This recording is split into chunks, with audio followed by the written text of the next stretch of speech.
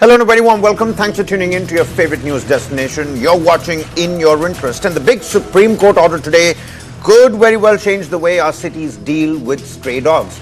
In a landmark directive, the Supreme Court has ordered that all stray dogs in Delhi must be moved to shelters, and the clock is ticking. The Delhi government, the MCD, the New Delhi Municipal Corporation, they have been directed to build massive dog shelters and report progress in just 8 weeks' time. Work for shelters with a 5,000 dog capacity starts first, with staff now required to sterilize and vaccinate every animal. And from now on, no stray dog must be released back onto the streets. The message from the court is clear. Rabies bites must be prevented at all costs. जनता वर्षों से इस विषय पे परेशान है और सरकार, पिछली सरकारों ने जो किया और नगर निगम में जिस तरीके से काम चल रहा था, हम उन सब के ऊपर लगातार हमारी सरकार बनने के बाद से इन विषयों पे चर्चा करते हुए इसके समाधानों पे वर्कआउट कर ही रहे थे। इसमें माननीय कोर्ट ने जो आदेश दिया है वो भी हमारे लिए बहुत महत्वपूर्ण है। हमारा एक ही ध्येय है, दिल्ली की जनता को राहत देना। आज ये प्रॉब्लम जिस विकराल रूप धारण करके दिल्ली के सामने खड़ी है, इसमें सरकार की ईमानदारी के साथ में समाधान देना ये बहुत महत्वपूर्ण है, जिसकी हमने पूरी योजना बनाते हुए इस समस्या पे काम हम करेंगे और दिल्ली की जनता को बड़ा लाभ हम लगातार देने वाले हैं। का सुप्रीम कोर्ट का जो निर्णय है ये हमारे रास्ते में जो थोड़ी बहुत बाधाएं, कानूनी अड़चनें आ रही थी, उनको दूर करने का काम करेगा। पिछले कई सालों में दिल्ली की सरकार ने इस विषय को ध्यान से ही नहीं देखा और आज एक ये गंभीर समस्या बन चुका है। हम सुप्रीम कोर्ट के इस निर्णय को समयबद्ध तरीके से दया, करुणा और मानवता की भावना को साथ में रखते हुए इस निर्णय को लागू करेंगे। सुप्रीम कोर्ट में एक काउबॉय जजमेंट को प्रोनाउंस होते हुए सुना, जहां पे जज ने एक वेस्टर्न मूवी है गुड बैड एंड अगली, पुराने जमाने की अंग्रेजी पिक्चर, उसका हवाला देते हुए कहा कि जब शूट करना हो तो बात नहीं करनी चाहिए, शूट कर देना चाहिए। तो ये 10 लाख से ज्यादा पशुओं को अफेक्ट करने वाला आज जो ऑर्डर उन्होंने निकाला है कि सबको पाउंड्स में बंद कर दिया जाए, सबको तो राउंड अप कर लिया जाए, और उन्होंने सुनने से भी मना कर दिया किसी और पार्टी को जो इंटरवेंशन इम्प्लीडमेंट एप्लीकेशंस के साथ खड़े थे, कोर्ट को असिस्ट करना चाह रहे थे, ये बताने के लिए कि इस डोमेन को कुछ कानून है जो गवर्न करते हैं, कुछ साइंस है जो गवर्न करती है। ये एक स्पीशीज की बात हो रही है, कोई ऐसे ही हम मनगढ़ंत कानून नहीं बना सकते। और कोर्ट का तो काम ही है कि वो एग्जिस्टिंग लॉ को एनफोर्स करने में मदद करें। आज हमने कोर्ट को ये कहते हुए सुना कि we don't care about the law. केवल कहना कि सारे कुत्तों को डालो पाउंड में, ये तो कोई राजा जैसे बोलता है ना कि पानी के लहरों को रोक दो, ये वही वाला जजमेंट है। मगर मैं एक और चीज कहना चाहती हूँ, और वो ये है कि ये 2 बेंच का जजमेंट था, जो 2 बेंच का ऑर्डर था, 2 जजेस बैठे थे। इससे पहले सुप्रीम कोर्ट में 2 बेंच का ऑर्डर था जस्टिस माहेश्वरी का। तो क्या उनका चलेगा या इनका चलेगा? क्योंकि जस्टिस माहेश्वरी ने कहा सब कुछ बहुत ठीक है, थोड़ा सा इसको और अच्छा कर दो, बस।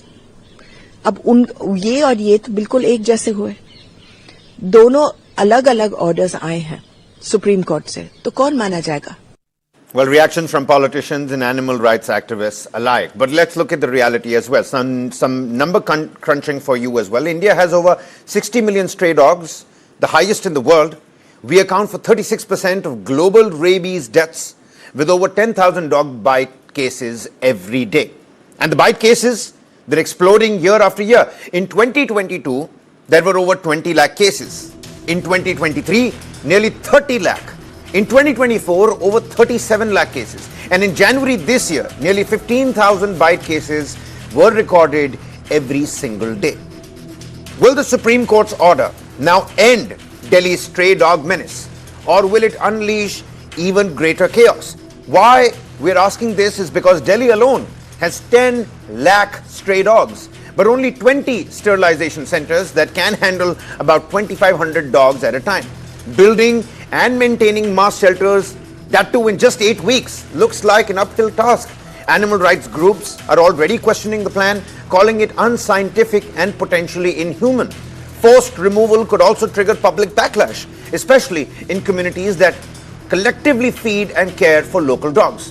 From Kerala to Tamil Nadu to Telangana, states have tried various kinds of different approaches, from euthanasia of deceased and violent dogs to court battles over animal rights. But Delhi's move will be the biggest test yet.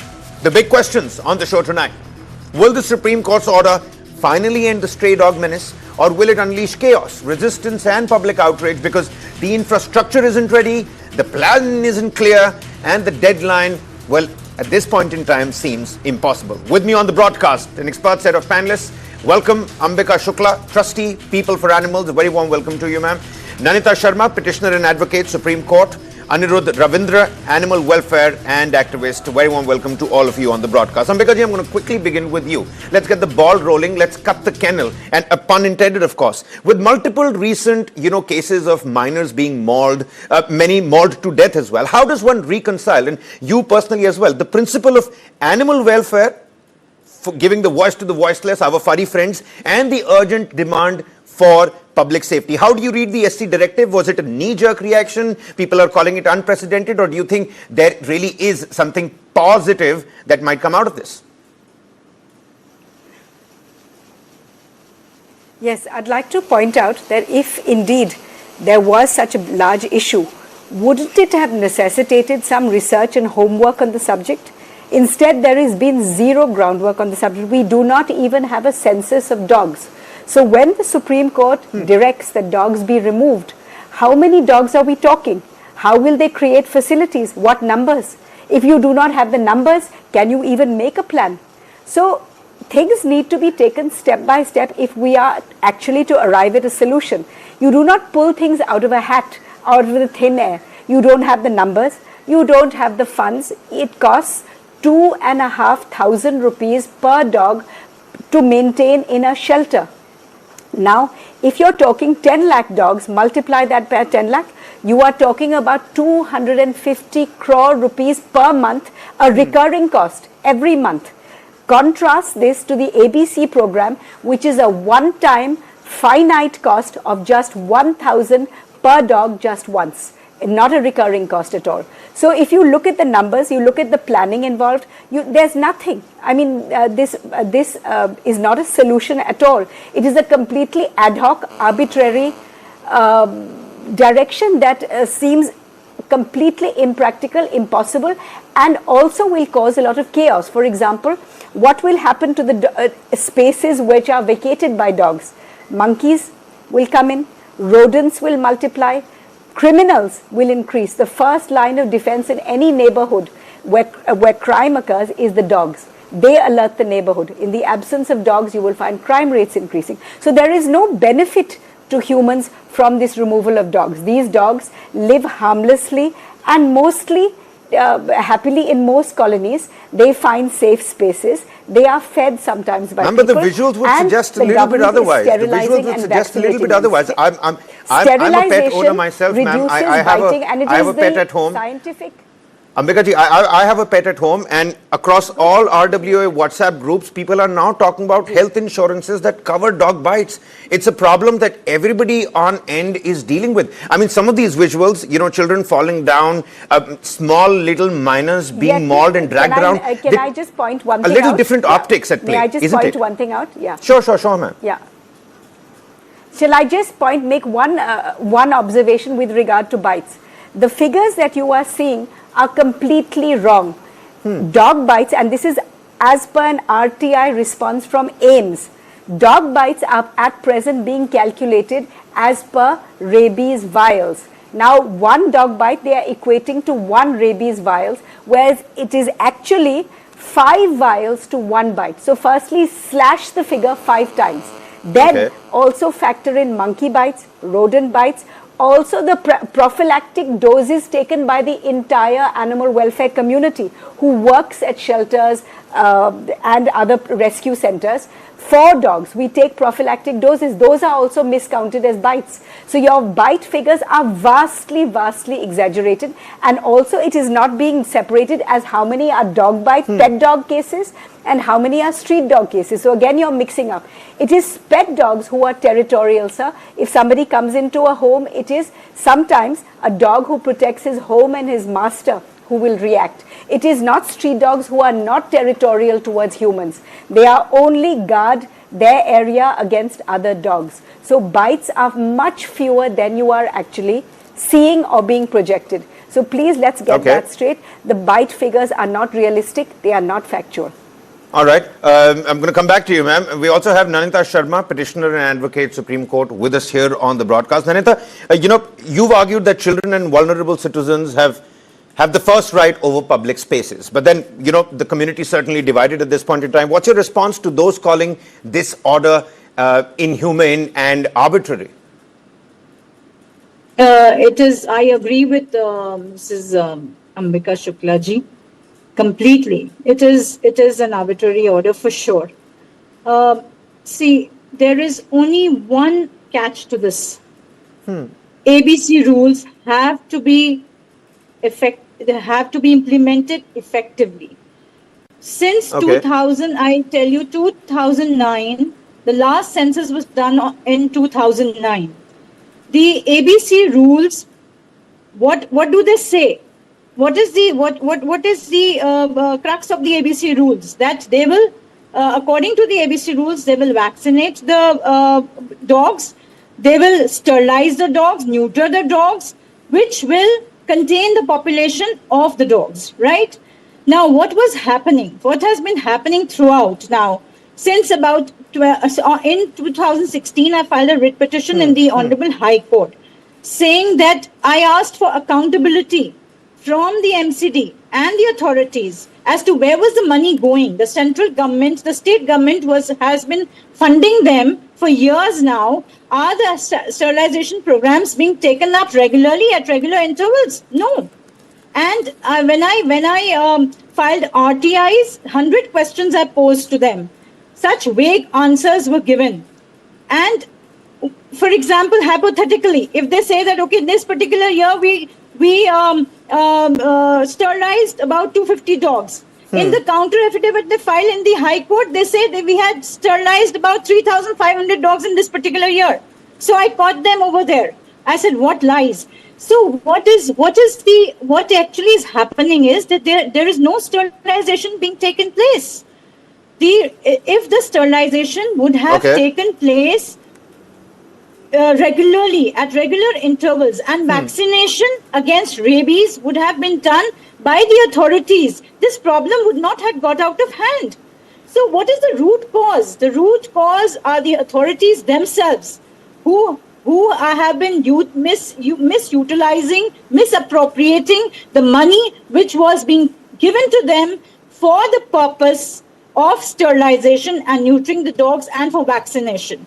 So if this would have been, see, Goa, you look at Goa, you look at Jaipur, you look at Netherlands, these sterilization programs are done very effectively, and they go about with the sterilization at regular intervals. There's hardly any dog population over there. So what is the root cause? The effective implementation. So our execution seems to be at fault over here, is what I'm picking up. Anirudh Ravindra, animal welfare and activist, also with us on the broadcast. What do you have to say about the ruling particularly, and that the Supreme Court has called this a menace? And on the front of execution, do we now need particular audits to understand the design and execution of such schemes? Because if ABC, people are saying the authorities have been slow on their feet. And today I was speaking to some dog shelter owners. They're saying we get a lot of budget. We do tell people that, and this is of course off record, that we do tell people that we're feeding them non-veg food, but then veg food is brought in and then the budget gets slashed more. There's a lot of corruption at play over here as well. What do you have to say on that front, Mr. Ravindra? So does the Supreme Court doesn't think that this is going to happen again with that ruling where all these dogs being shifted to a pound or shelter? Do they think that this is not going to happen? Irrespective of whatever the plan it is, this is going to happen again. be it with the pound, whatever they have planned, or with the ABC. This has been happening. And according to the World Health Organization or OIE, ABC is the only thing which is a sustainable, plan and execution which can happen. And that is the only thing where you can control the stray dog population. But with the pounds, I don't think it is not going to happen. It is impossible that is going to happen. And second thing, we are going to have another COVID-like situation for sure. Because all these dogs at one center, we don't know what is going to happen next. With all these diseases coming out, there is no scientific evidence, and this is purely out of emotion. This is an emotional judgment which has come. This has to be reconsidered. I don't think this is going to make any sense to the dogs, because dogs don't talk, or they are not communicating with us saying that ABC is not being done right. It is us. It is the people who have been corrupt. So the problem is with us, not with the dogs.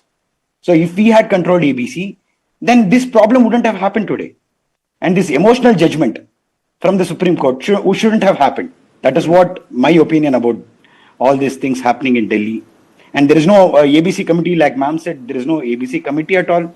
Then where are the numbers? How are we getting this number? Goa, like ma'am said about the Goa is a very small state. It is not like Delhi. Right. Or Bangalore is not a small place. That they have to understand. Okay. Ambika ji, how does one look at this then? Where does the buck stop finally? Because we have to have somebody who's got to be accountable for this. And at the same time, as Ravindra was also talking about, that this is going to happen again. So how do we put a stop to this? What is going to be the final solution where man and animal can live peacefully and coexist peacefully? Absolutely. The ABC program is actually a very well-designed scientific program recommended by WHO. WHO is not a veterinary organization, it is a health organization. And this program is designed keeping human safety in mind. If we are putting dogs through a major operation, it is not for their welfare, it is for our own welfare. So firstly, this is a human-centric program, and it is an extremely well-designed program. And wherever it has been implemented correctly, for example, in Bhutan, in the Netherlands, in Sikkim, you have found 0 rabies cases, 0, and I mean absolutely 0, and a reduction in biting completely, and a sharp reduction in numbers as well. So wherever the problem, as you pointed out, is implementation. How do we get ABC implemented properly? I will tell you. Caregivers. Now, caregivers are that community in India who selflessly, they do not do it for money, they do not do it for popularity, they do not do it for anything except a feeling of compassion for animals who cannot speak up for themselves and are completely helpless. These are the people who come forward. They have an interest in running these programs properly. They will not allow dogs to be relocated. They will not allow dogs to be underfed. They will not allow dogs to be sitting in their own poop and urine continuously. If you simply involve them in these programs, instead of keeping them out, for example, what is at the moment they are being treated like adversaries rather than assets. Every neighborhood has 2 or 3 feeders. Now, when an incident occurs, or when there is a dog who is a difficult dog within the neighborhood, why not call your neighborhood feeder? Not in an accusatory manner, not as a way to target them, humiliate them, threaten them, abuse them, but to simply say, excuse me, could you please come and help? There is a dog who is barking and I'm frightened. That person will then come, sort out the problem. They will see what is making the dog bark, what is it that you are afraid of. They will be able to sort it out. When you have an illness, when you have, for example, a health issue, don't you go to a doctor? Similarly, if you have a dog-related issue, why would you not go to people who work with dogs, who have domain expertise? Those are the people who hold the key to the solution, whether it is an implementation of the ABC program correctly. You don't want businessmen in ABC programs. You don't want people who are trying to make money out of the ABC program and are misusing it to do that. You want genuine animal welfare people who are running these programs. As for example, if you run orphanages, won't you want people who are child friendly? Ambika ji, I'll tell you what, I'll give you a case study to talk about. Wouldn't you want people who are friendly? Just to be the devil's advocate here, there is a demarcated feeding area for stray dogs right outside my apartment. in the night time, a lot of dogs get, accumulated over there. Yes. You don't have the caregivers that you're talking about readily available at all points of time. So there is a little bit of angle of civic apathy. You have a young child that's walking across that particular area where all of these dogs are already sitting. And at that point in time, in the wee hours in the night, let's say about 10 p.m. in the night, after the caregivers are done feeding these stray dogs, the dogs do tend to be violent. What do you do about those violent dogs? They're not all dogs. Yeah, I'll give you the solution. Yep. Yeah. I'll give you the solution. Firstly, this is a prime example that you are quoting of the ABC program not being implemented properly. What does the ABC program say? Very few people have actually bothered to read it and understand it. It says feeding points have to be designated according to the number and territorial area of the dogs, which means you do not have one point where dogs will congregate. Instead, you disperse feeding points in several areas so that in one area there are not more than 2 to 3 dogs at all. So you do not face this issue. So firstly, understand the ABC program, implement it correctly in letter and spirit. Allow caregivers. Why are there only 1 point? Because most colonies resist more than 1 point, if they give even 1 point, in spite of a Delhi High Court order to that effect. So they resist the feeding points. They don't understand that dispersing the feeding areas is actually to the benefit of us.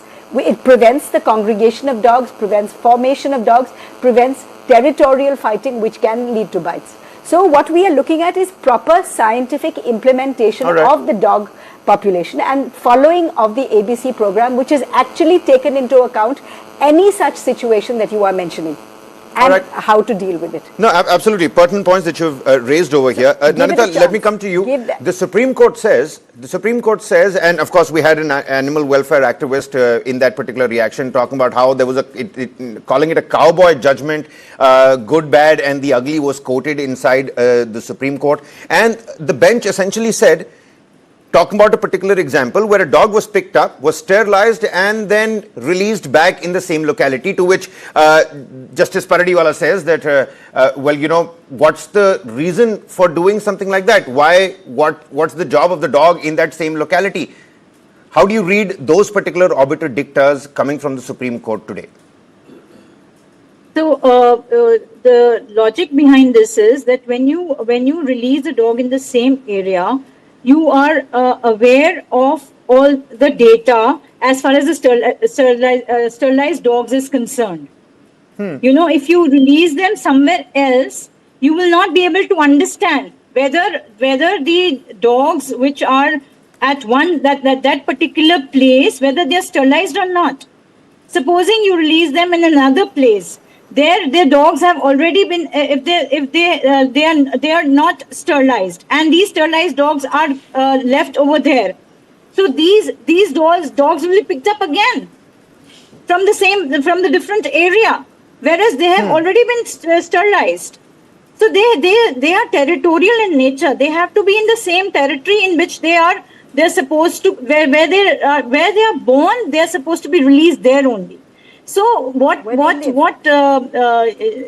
the bench had remarked was it's absolutely. I mean, I don't want to really comment. It's not. It won't be feasible for me to make any comments. But it is actually the ABC rules not being properly assessed. Okay, fine. So we've come down to that aspect, that the design and execution of the ABC and that program seems to be the bone of contention here, really. Anirudh, Ravindra, we're constantly playing some of these cases. I mean, what would you say to somebody who's lost their loved ones due to dogs mauling that particular child? What would you actually say to them? Because they're fear-stricken completely. There's going to be no reconciliation on that particular front. And if this wasn't as big of an issue, I mean, just to understand your viewpoint, why are state governments like Kerala and Tamil Nadu now talking about euthanizing some of these dogs, the stray dogs? Definitely that is tragic, and the tragic is unbearable if you lose someone, very close to us. But there is a problem, and it is very ridiculous of the Supreme Court to say such things where, dogs shouldn't come back to the same area. I'll tell you why. Because of the reason, if you relocate the dog, the same dog which is going to be afraid in the new place is going to bite someone. So that they have to understand. The whole point why ABC rules are set in place is only on the scientific research only. Okay, if you relocate a dog to some place where it is new for it, it is going to be afraid, it's going to be hungry, it doesn't know what to do. That is when it attacks kids. They see kids, as a danger to them. That is why they go attack them. They see people as a danger to them. So that is why we have to follow all these rules. If we don't follow all these rules, then this is going to happen again. Do you ever think, is it possible for anyone to, take away all the dogs and put it in a pound or a shelter? Is it feasible? We are talking about, like ma'am said, 2,500 crores, 5,000 crores here. It can't happen. And who's paying for all these things? It is our money. It is taxpayers' money. We are going to pay for it. So the tragic does happen, but we need to know where to find the solution. We have scientifically backed evidences for all these things. We need to work on that rather than this kind of ruling. All right. Final word, Ambika ji. Today, the Supreme Court also said, and we're completely run out of time, last 30 seconds, Ambika ji. The Supreme Court also said that, sterilization is one thing, but that does not mean the dog is going to go back and stop biting. The bite is still a relevant threat. Final 30 seconds, we really need to wrap this up. It does. It does. Sterilization actually reduces biting because there's three main reasons for biting. One is during the mating season when males become excitable. Secondly, when after female has delivered puppies, when she becomes protective. And third is territorial fighting. The ABC actually takes care of all three. There is no mating, so males don't become excitable. Two, there are no puppies born, so females don't become protective. And since dogs are replaced in the same area, there's no territorial fighting. So sterilization actually curbs biting, not just numbers. Second is, when you're talking about the tragedies involving children, let me point out one thing. In all of these cases, what is common?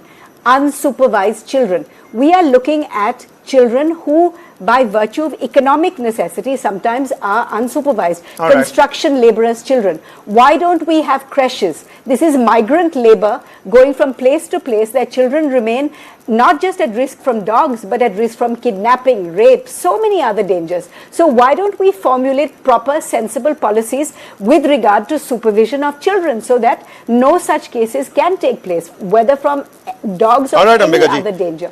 Children need to be I've completely run out of time here. Many thanks to all my panelists, Ambika Shukla, Nanita, Anirudh. Many thanks for joining us. The Supreme Court has spoken, but the streets will be the real test. We're going to continue to keep a tab on what the RWA is and what is really being done on the ground. Between protecting human life and preventing animal cruelty, the path ahead will require more than just orders on paper. It will demand infrastructure, enforcement, money, and perhaps empathy, and in equal measure, because in this battle for our streets, the cost of failure will be paid in lives, both human and animal. That's all the time we have for you in this edition of In Your Interest. We'll see you again tomorrow. Many thanks for watching.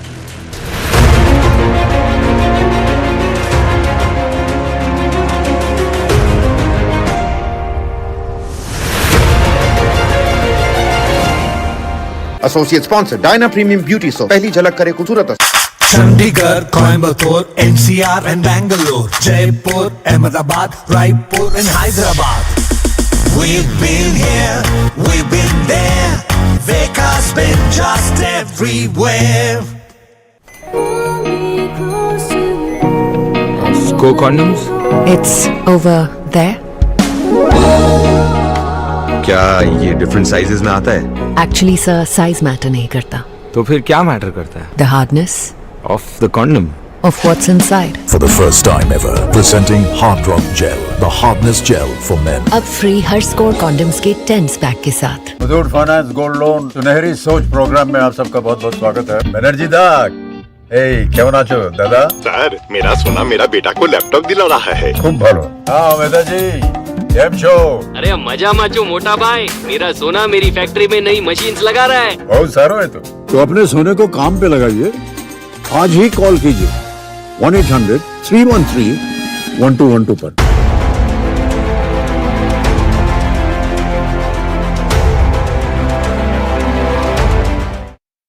Hello and welcome to News9. I'm Aditya Raj Kaul.